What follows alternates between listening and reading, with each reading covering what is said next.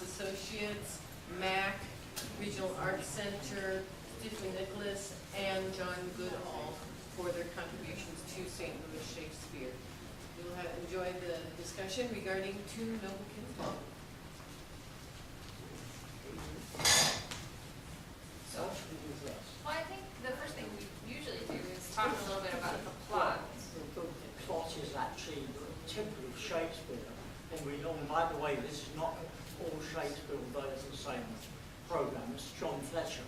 And John Fletcher collaborated with Shakespeare on this play and wrote, and Shakespeare only wrote about 30%.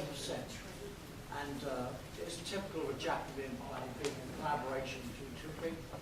And they didn't take the plot as original, they took it from Chaucer, The Knight's Tale from Chaucer. So there are first of all, three queens who wish to bury their husbands who've been killed in battle, and they petition to Theseus and Hippolyta on their wedding day. And then we see two young noblemen, Theseus, Palamon and Arcite, who are the two noble kinsmen, who are captured in battle. And they see for the first time from their prison cell Medea, who is Hippolyta's sister, and they both fall in love with her. And so the play is really then based on their love for Medea and how they both of them want it. First of all, Arcite is banished, and then the jailer's daughter helps Palamon escape, and she's in love with Palamon, but he's not in love with her, he's in love with Medea. So then there's a fight in the forest. There's some countrymen come in who provide a well-needed piece of comic relief. In the original show, they did a Morris dance, but the Morris dance was only there for show because they already had it in their repertoire to the Kinsmen, so I cut that. And we still see them rehearsing on Morris dance, but don't see them doing it because that would have made it even longer than it is. Then Arcite wins a horse racing, and he's given to Amelia. What Amelia doesn't want him because Amelia's a lesbian, so she doesn't want him. Yeah, she doesn't want him. And so she's rather put out by that. She gives Arcite a pair of horses, and then he goes in the forest and discovers Palamon. They fight eventually, and the Duke interrupts the fight, and it's illegal to fight in the kingdom. So he sentences them to death. But Amelia, even though she doesn't like men, she doesn't want them to die because of the fight. So they're instructed by Theseus to come back in a week's time with 3 nights each, and he will erect a pillar. There will be a fight between the two sides, and the one that gets close to the pillar will win, and the one who doesn't get close to the pillar is sentenced to death. So Arcite and his knights win. Therefore, Richard Goodwin is married to, or going to marry, Amelia. So Palamon is then to be executed, but in the last moment, the execution stops because Palamon is thankfully pardoned. And then, but during the battle, Arcite had been wounded, so he's brought on, and he dies. And as a last gesture, he gives Amelia to Palamon. That doesn't please Amelia very much. And he dies, he's carried off, and the Duke says how sorry they are when our play ends. But Palamon gives it to Amelia. And that's it, in a nutshell. And that takes about 2.5 hours. It wasn't published until after Shakespeare's death in 1634. And for several hundred years, it was a lot of people doubted that it was Shakespeare at all. But it was printed in quarto or unauthorized form in 1634. They now believe the reason it wasn't published in the first quarto was because the Kinsmen couldn't find it. And now people, through analysis of the text, people decide that 30% or just a little more than 30% is Shakespeare. I left most of the Shakespeare there and cut most of the Fletcher because the Fletcher was very good. But then other plays were a collaboration between Shakespeare and Fletcher, which was very common. Both Henry VIII and Pericles are recognised as collaborations without Shakespeare. Because Shakespeare was a very old man. It was done first as a record of it being performed by the Kinsmen in 1613, which was only about 10 years before Shakespeare died. And a lot of performances in the 17th and 18th centuries, people then swept on the carpet rather. And because of the discussion about whether Shakespeare wrote it or not, or wrote any of it, the Royal Shakespeare Company, for instance, has only done it once. And the director who directed it was Barry Carr, who now teaches in Kansas City. And I contacted him and said, well, Barry, can you give me any tips on the two Noble Kinsmen? He answered simply, don't do it. But we were all surprised that it was rather an entertaining play. It's not bad at all. We can't understand why people never did it, because we all enjoyed working on it. So, and that's it in a nutshell for me. That's great. I would say that from things to look out for as an audience member who has been to Shakespeare's plays before, this is both a challenge and something that is going to be kind of fun for you, especially the real regulars. The parts that are Shakespeare, you can really kind of tell the resonances from earlier plays, and you can start to see some of the sort of similar patterns and themes and characters that start to emerge in the play. So, I mean, even from the beginning, I mean, as Robin was saying, we're at a place where Hippolyta and Theseus are about to be married. And, for people who are Shakespeare fans, you know very well that we've seen this before. This is from an early part of Shakespeare's career in Midsummer Night's Dream in 1595. And here we are at the end of Shakespeare's career, pretty much, in 1613. And it's like the wedding still hasn't happened. So it's this kind of interrupted ritual, even at the beginning of Two Noble Kinsmen, where they're really about to be married this time, and the queens come on stage, and they are begging Theseus to go and to right a wrong. And the first thing that Theseus says is, I'm after some persuasion, yes, I'd be happy to do that. Can you just give me a minute here? And they're like, no, it has to happen now.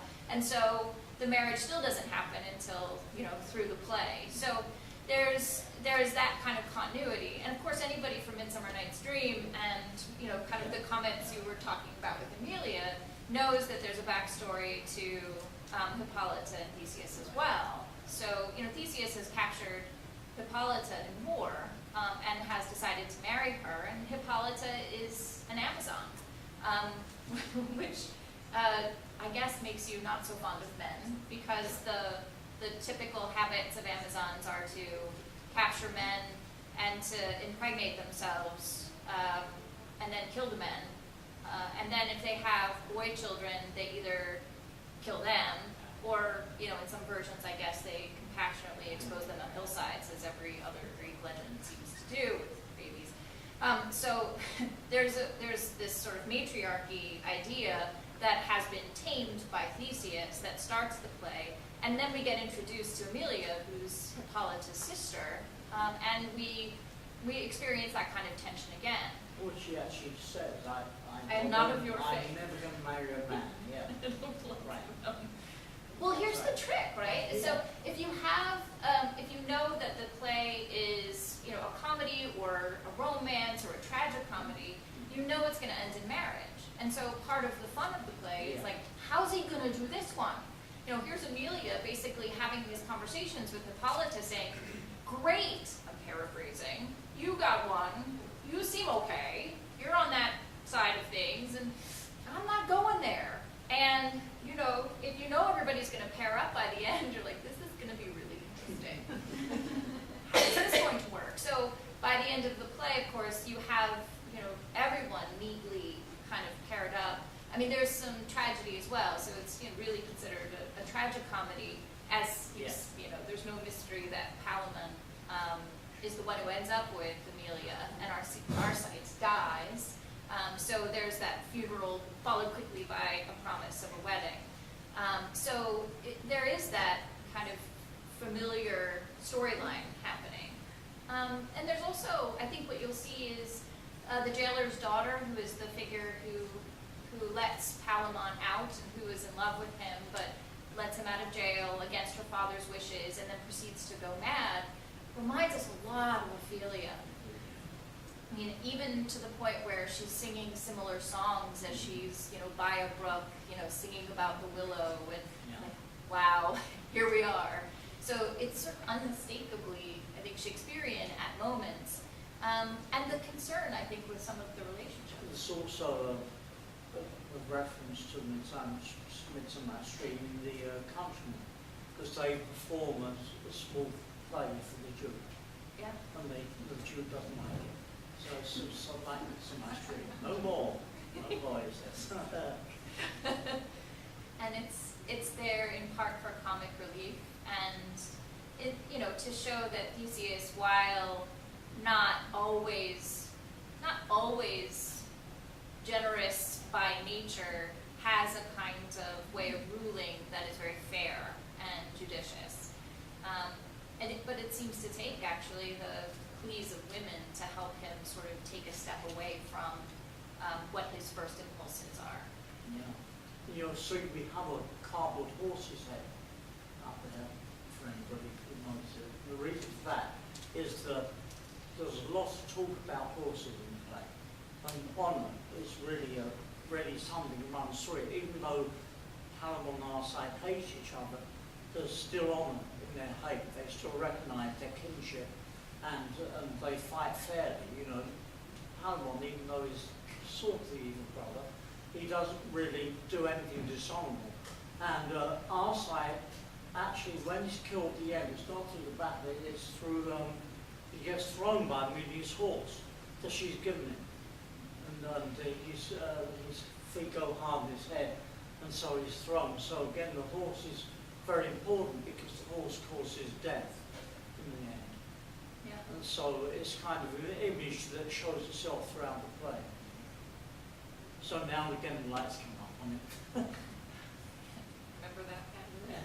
So, and there's the question of honor that you bring up is really important. I mean, it is imported from The Knight's Tale, Chaucer's retelling of a Boccaccio tale. You have Shakespeare. Actually, one of the only two times in most of the extant plays in the early modern period that somebody actually comes on stage and says, this is not only someone else's play, but this is Chaucer's play. They do that with Pericles as well. Yeah.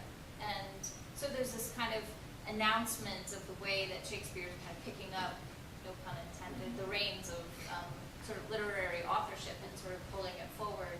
And then part of that has to do with this sort of medieval version of chivalry, which is in some ways completely incompatible with some of what we would expect from Shakespeare. Like when you have cousins or brothers or male people, who are vying for the single woman, usually it's treachery and, there's dissembling and real problem, one's clearly evil and one's clear, but these two have a sense of honor that transcends that, and that actually transcends both of the sides as well. So that Theseus, even though these are his enemies, respects them. Like he sees them as noble, and he understands that he needs to, really, he can't just kill them when he captures them. It's like they're so noble, he has to take them prisoner. There's something about them. They're princes, they deserve this. And even those two, as they're on their uncle Creon is the kind of evil king of Thebes, and they know he's evil, but he's the uncle, and they're loyal to their city, and so they're torn here. We know that we're not fighting for the right side, but our honor tells us that this is really part of what part of what we're supposed to do. So, they fight kind of reluctantly, but fully. they don't want to be on that side, but they're in it the whole way, and do their very, very best. And that's part of what we start to see that's a little bit different from some of what we've seen before in some of these other plays. And that is partly because Shakespeare's picking up this idea of honor that kind of goes beyond side, goes beyond, you know, whichever, there's no real bad guys, good guys. It's just a sense of nobility and chivalry. And it's true. I think it's fair to say that Shakespeare only wrote one play, but it was original. I mean, he borrowed all the time and did it very well. But I think Tempest is the only play which is original, doesn't have any story that he stole from somebody else. Because, you know, in those days there was no such thing as rights, you know, with people published his plays even when they didn't have a permission. Yeah. So they were sent as a very good Missouri author, whose name I don't know, which I should do. But he wrote a teenage book called The Shakespeare Stealer, and it's about a boy who is paid to go into Globe and write down plays. Because that is why for instance, there are a number of plays in which there are 2 or 3 versions, Hamlet particularly, because very rarely did they have a manuscript to go from. They often had a quarto which may have been published 2 or 3 times, and people copied down lines from it. I mean, there's one famous example, Henry V, when it was first done, it didn't have the chorus or the 3 captains, and they think they put in later. That's how different versions are. Although in this play there's only one version exists. It's only printed once in quarto, and then it's printed exactly as it was printed in quarto in, I think, the 2nd volume. Yeah, it was printed in Fletcher's works. Yeah. Yeah. So this one's pretty true to what was written at the time. Whereas in most of Shakespeare's plays, in conjecture and scholarship that has developed between the different quartos to make, and the volume to make one play. Yeah. But this is really original, although not much Shakespeare. But you can tell Fletcher's lines because Fletcher uses the word ye a lot. And Shakespeare never used that in any of his plays, and we hear Theseus particularly said the word ye for you, and that's typical of Fletcher.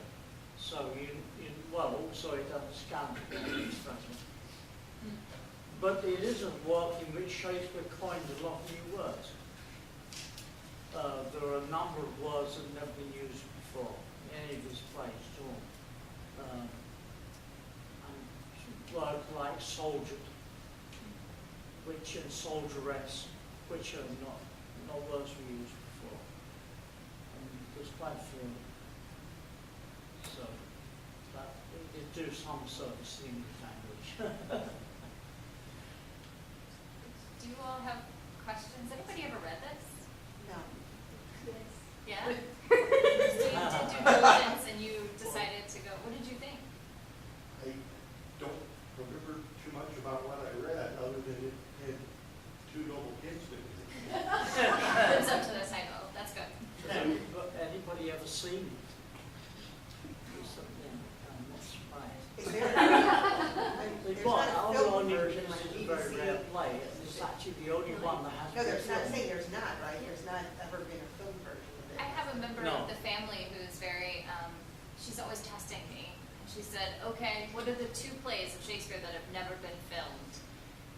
Oh, I don't, 2 Noble Kinsmen. I was like, oh, yes, that one. I mean, who knew, right? And it's Thomas More. And That was my next Cardenio, guess. which they lost. Although Or they Rob think they found- Shakespeare did a supposed version of it last year. Not the second movie. Oh, that's the Magistrate. Oh, that's Slaves and Wonders. A lot of them actually haven't been filmed. Do we want to film this because it hasn't been filmed? That's like a once in a lifetime experience right here.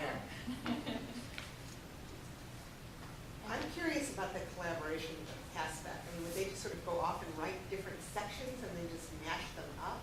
Or did they write together imagine they decided, they were each going to wrote certain scenes. So they will probably have a rough outline. Well, the Chaucer King's Knight's Tragedy, or Knight's Tale. But it was typical in those days to never present a complete play to a company. The company would rehearse it and learn it was going along. So they would have started Romeo and Juliet before Shakespeare wrote the end. And that's often, I think, why Shakespeare will have so many characters. He forgets who he uses in the beginning. So, I mean, Andy and Cleopatra has 58 characters. Yeah. You know, yeah. So they would have started rehearsing it before they finished it. It's kind of, and it's hard to know. Sometimes for a long time when people were trying really hard to sort of claim this play for Shakespeare, they said, well, clearly Shakespeare had Act 1 and part of Act 3 and part of Act 5 already completed, and Fletcher just filled it in. And it's like, it doesn't really work that way. How do you write, one piece and then so I think it probably depended a lot on the authors. Beaumont and Fletcher wrote a lot together, for example, and seemed to have developed a system of more kind of partnership in their collaboration. So you can't easily kind of say, oh, you did this and you did this. Whereas we try really hard with Shakespeare and Pericles and Two Noble Kinsmen to say, this is Shakespeare's. And then there's that other guy. We forget to look at it as a whole picture. Are those the only two that we know for sure were collaborative? Henry VIII, Pericles. Pericles, Right. Two Noble Kinsmen. But it's, Thomas More. yeah. I mean, Probably can't either, if they're very if we ever find it, yeah. Wasn't Edward the Third? Well, there are. That's Marlowe. But didn't Didn't Shakespeare work on that too? Then? And then there's parts of the Scottish play that have been Yeah. sort of interpolated, right? The speeches of the witches that have been put in, I think, Messenger, and have kind of made their way into the whole of the play as well. I think we underestimate how much collaboration goes on. One of my and maybe for the expert in the room, this isn't really, you shouldn't listen to what I'm about to say. But one of my favorite scenes in that movie, Shakespearean Love, the Gwyneth Paltrow is. It's good. It's a good movie. It's when Shakespeare is talking to Kit Marlowe at the bar, right? And it's like, Romeo and Ethel, the pirate's daughter. And Yeah. Marlowe says, not Ethel, Juliet. And here's her, and so it's like, we like to pretend that our early modern authors were these solitary geniuses who kind of sat and thought deep thoughts, but they were really working in concert all of the time with other people. They were looking at who they had in front of them to act the parts. They were sometimes writing the parts for their actors very carefully. Fools, kings. I mean, so it's not like they're kind of separate from the performance piece. It's all sort of intertwined and with each other as well, while they're competitive and collaborative I at the think same time. the fact the theatre was very different in those days. The people spoke of going to hear a play, not to go and see a play. The language is very important. But they wrote things very quickly. And it wasn't like today where you're presented with this great playwright who's like Henry Miller and here's the play. I mean, Shakespeare was jobbing author. I mean, he wrote every day for what was going on. And I don't think it was nearly as respected as it is today. No, it was, and the idea of actually keeping play text was ridiculous, Yeah. because this wasn't literature, It lasted for a few weeks, and then it was discarded. Yeah. It was like a movie of the week, it's like, let's keep the script, let it not. We've seen this one before, right? And that's how I think a lot of the theater was. And that's not to say that Shakespeare wasn't genius. I mean, people argue that a man of his stature couldn't possibly have written plays or whatever. But how many of you ever read any of his contemporaries? I mean, very few of us have read much of anything else of him at the time. And Johnson, I mean, how many people have ever seen, Yeah, right. I mean, you know, I met there's a critic in town who has a PhD in English, and that's not a right critic. He works for Anheuser-Busch his life. But until 2006, when he did a trip to London, he had never seen a Ben Jonson or Johnson play, even though he had done a thesis on Ben Jonson. He'd never seen him play. It's hard around here. You know, people don't do many Shakespeare's contemporaries, very rarely. Some Marlowe maybe, we see Dr. Faustus occasionally, the Jude Malta, but we don't see much beyond Shakespeare at the time. I have a question that I don't have the background to answer, and you kind of touched on it. Shakespeare had a lot of what I consider pretty strong roles for women in some of the plays. Was that unique to Shakespeare, or was that also in some of the other authors? No, there are authors. Sure. Johnson has a number of good women's parts. And so does Of course. Webster.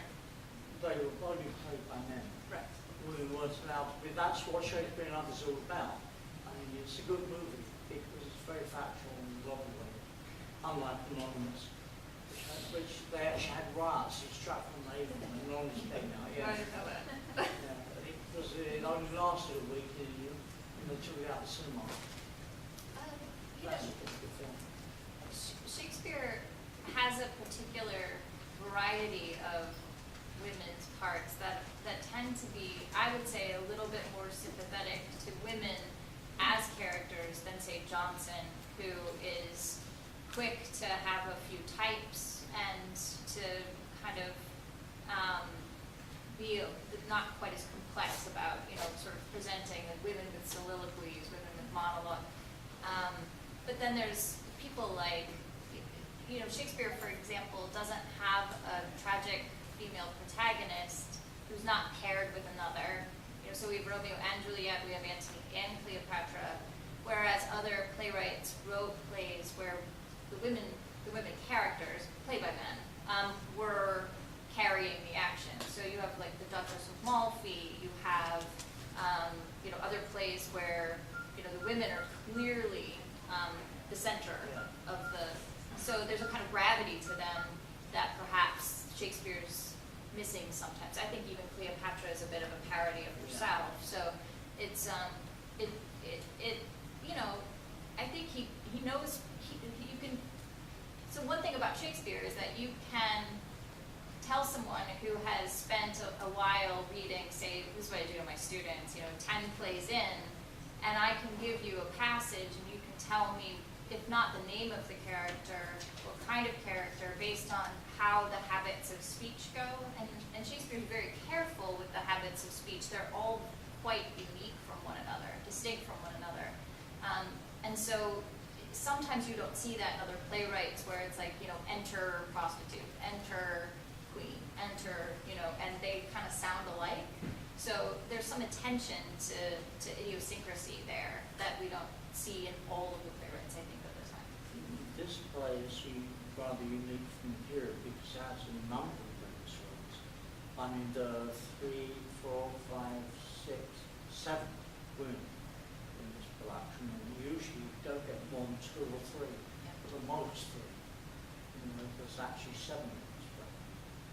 Although we do the opposite of Shakespeare, sometime in the end, the 3 queens have to play men. That would be nice, because we know people. Why did Shakespeare emerge from that period as the preeminent guy? When you had there were a lot of contemporaries.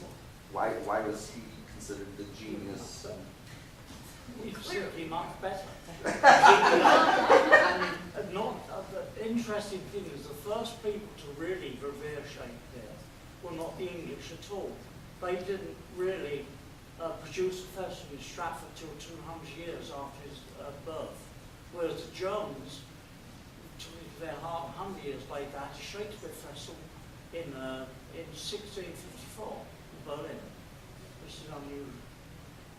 But it took till 1754 in England. But I think his works really lasted because they're better. Yeah. I mean, when you see Ben Jonson or you see Marlowe, I had an interesting experience 2 years ago when I went to New York to see the Theatre New Audience. They did in repertoire The Jew of Malta by Marlowe and The Virtue of Venice by Shakespeare. And the Jews was played by F. Murray Abraham in both plays. And all it served to do, apart from the fact that F. Murray Abraham is a very great actor, it really served to show how weak the Jew of Malta is, whereas how good the Virtue of Venice is, which was rather pleasing.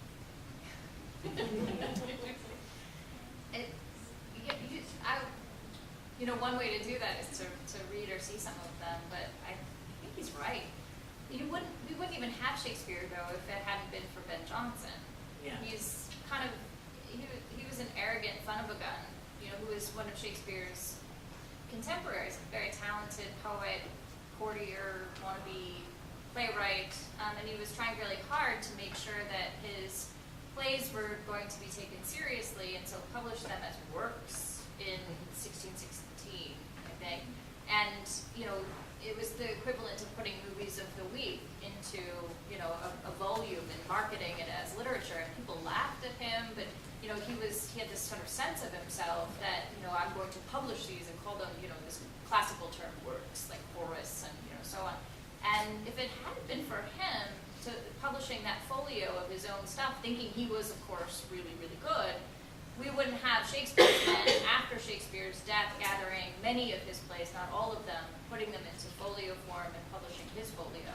And that's how we get many of our play texts, because we either have corrupt versions or no versions. And so, we like his contemporaries a lot, but when you do put them side by side, it's just, the difference is quite amazing. People throughout the centuries, however, sometimes they preferred Fletcher. They liked Fletcher a lot. Shakespeare actually, in the 18th century, was not done very often. Right. They thought he was too sentimental. They shortened the plays immensely and, pushed them. Because imagine doing Hamlet now. People did that, Gary. Now a long version of Hamlet. But Ben Jonson wrote the introduction to Shakespeare's first folio that was published in 1623 after Shakespeare's death. So he obviously thought a lot of Shakespeare. He actually says that. Begrudgingly. Yeah. Right. That's Just a from really what you had biased said, answer. I was just curious. I mean, if just the fact that he was so much better was the main reason, Yeah, it really was. It's interesting that Shakespeare has become the sort of revering of Shakespeare, become so popular that 10 books a day on average are published about Shakespeare. Very few of them get very far, thank God. but people have taken immense interest in Shakespeare because his writing is so great.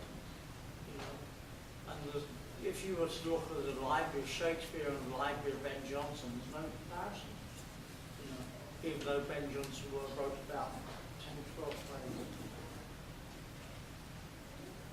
But the interesting fact about Marlowe, who was killed when Shakespeare was fairly young, is we don't know what would have happened, because Marlowe's early plays were actually better than Shakespeare's early plays. And we don't know how Marlowe might have developed if he lived beyond 23 or 24. He might have been greater than Shakespeare, but he wasn't given that chance, unfortunately.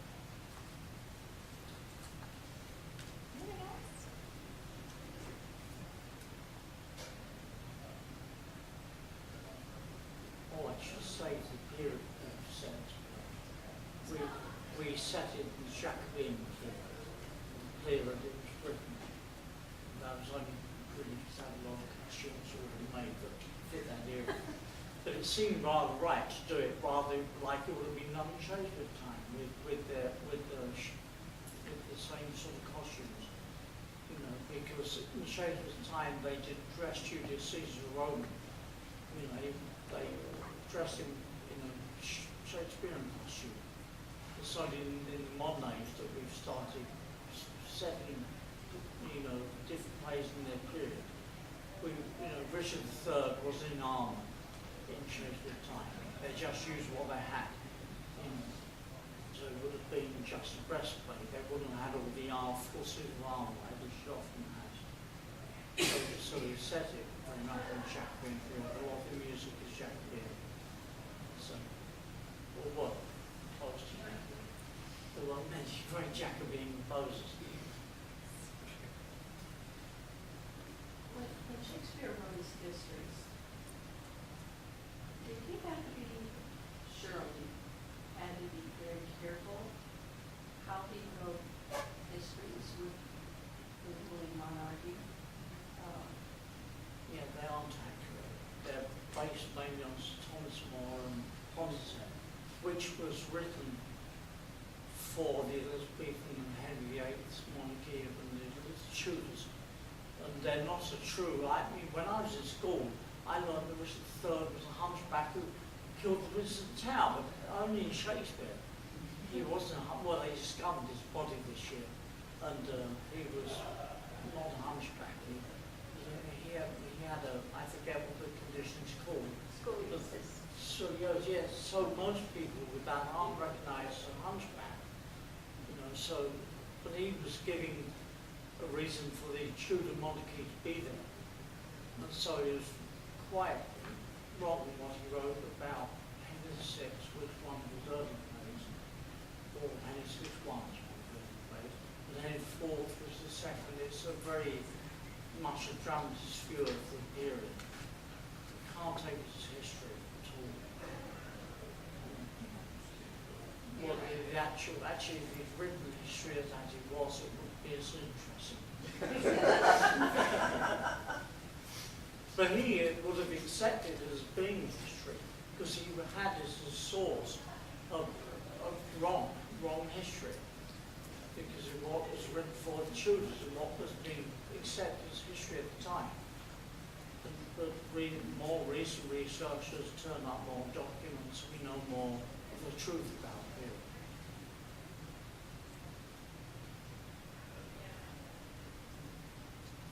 That's all I can say about that.